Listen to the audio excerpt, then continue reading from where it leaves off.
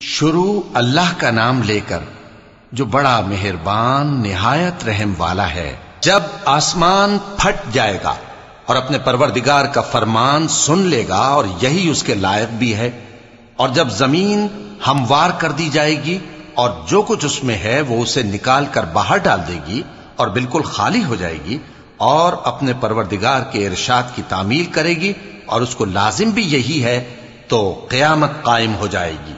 اے انسان، تو اپنے پروردگار کی طرف پہنچنے تک خوب تکلیف اٹھاتا ہے، پھر تو اس سے جا ملے گا۔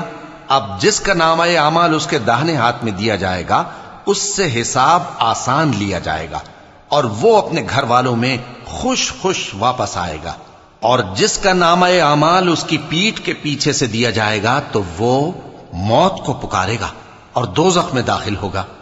وہ اپنے اہل و عیال ہی میں مگن رہتا تھا، وہ تو خیال کرتا تھا کہ اللہ کی طرف لوٹ کر نہ جائے گا، کیوں نہیں؟ اس کا پروردگار تو اس کو دیکھ رہا تھا۔ سو میں شام کی سرخی کی قسم کھاتا ہوں اور رات کی اور جن چیزوں کو وہ اکٹھا کر لیتی ہے ان کی، اور چاند کی جب وہ پورا ہو جائے کہ تم لوگ درجہ بدرجہ ضرور چڑھو گے۔ تو ان لوگوں کو کیا ہوا ہے کہ ایمان نہیں لاتے، اور جب ان کے سامنے قرآن پڑھا جاتا ہے تو سجدہ نہیں کرتے؟ چونکہ آیت سجدہ تلاوت کی گئی ہے لہذا سامعین پر سجدہ واجب ہے، بلکہ کافر جھٹلائے جاتے ہیں، اور اللہ ان باتوں کو جو یہ اپنے دلوں میں چھپاتے ہیں خوب جانتا ہے۔ تو ان کو دکھ دینے والے عذاب کی خبر سنا دو۔